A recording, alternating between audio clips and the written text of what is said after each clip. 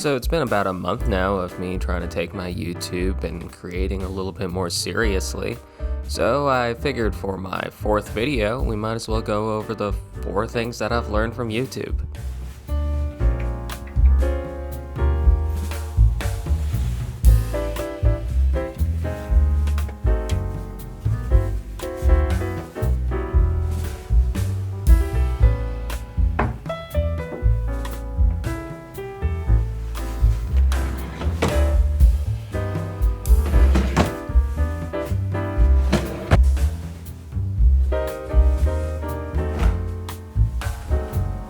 So a big reason of why I'm here making menswear and fashion content on YouTube is just because that's the thing that I really like to watch.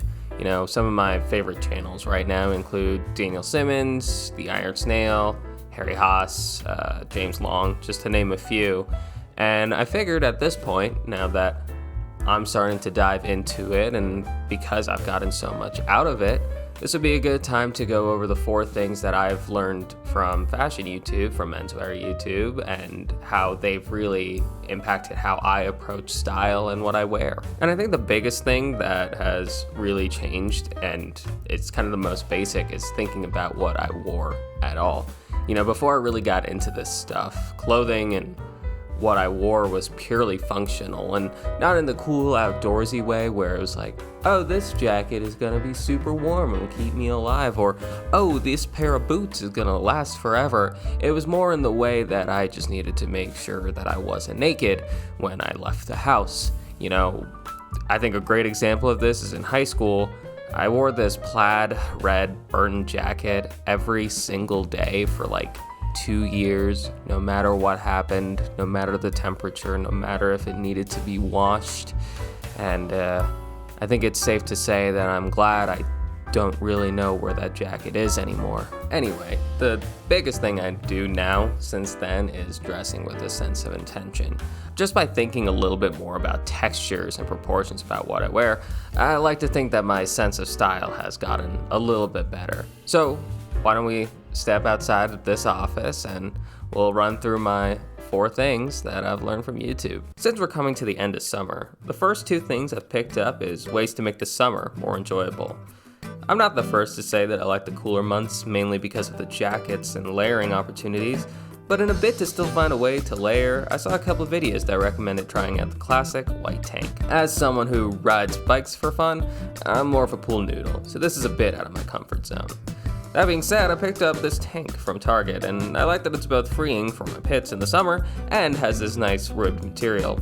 I think that gives it a really nice texture as a layering piece, which, speaking of, I wear it under this black camp colored shirt. It's definitely boxy and loose, which is perfect for summer, and since the material is kinda odd, I like having the barrier between the shirt and my skin. Since these things are also incredibly long, I tuck them into my pants, or in this case, these shorts. Adding in the belt gives it a nice bit of separation, and then I keep the black and white theme going with a pair of white leather sneakers. I also like adding this corduroy hat, since I think it both adds a nice pop of color in this beautiful shade of green, while also keeping the texture from the tank going on up top.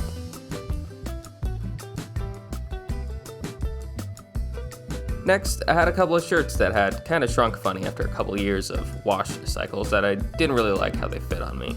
Then I saw 2 videos in the same week, completely coincidentally, about cutting the hem and basically cropping tees. This was perfect, especially for those really hot days where I was doing something outside, like a hike or throwing a frisbee. These tees are a pretty heavy weight, so they still held a shape up top, but it also helped them hold a rolled edge after cutting them. I really like pairing them with a pair of sporty, shorter shorts like these from Topo Designs, and then these retro athletic sneakers.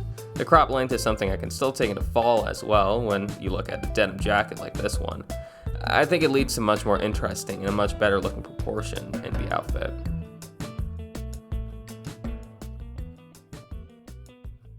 The third thing I've learned is honestly loosening up the fit of my clothes. Sure, it's a bit of a trend now to go for wider fits and more comfy clothes, but man did I desperately need it. I pretty much lived in skinny jeans for most of my life, and while I think there's still a time and place for that, I'm glad I've gone and loosened up my outfits. A big catalyst for that was when I picked up these Ace Rivington and Madewell collaboration jeans, which were by far the comfiest pair of pants I've ever owned. Pairing these with my Birkenstock Bostons, another recent pickup between my fiance and a ton of videos on them, I'm on the Birkenstock train.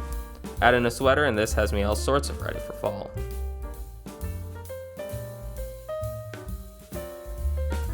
Now the fourth is a little funny to have learned since it's a basic white t-shirt, but I'm a guy who pretty much exclusively wore all black for years, and I try to have a minimalist face in college, which honestly was not the move.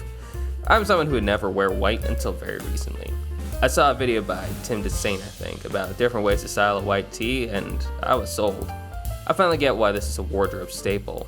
I picked up a Hanes beefy tee since it's honestly cheap, and for a couple of them, they're heavy enough to have a shape and not feel like a sloppy outfit. I liked wearing it by itself with a sporty and loose outfit as it's slightly oversized, or for something equally casual but a little bit more me core and tucking it into my jeans. In the cooler months, it's a perfect layering piece for throwing a jacket over or leaving it untucked and pulling up the hem of a hoodie. No wonder this thing got so far.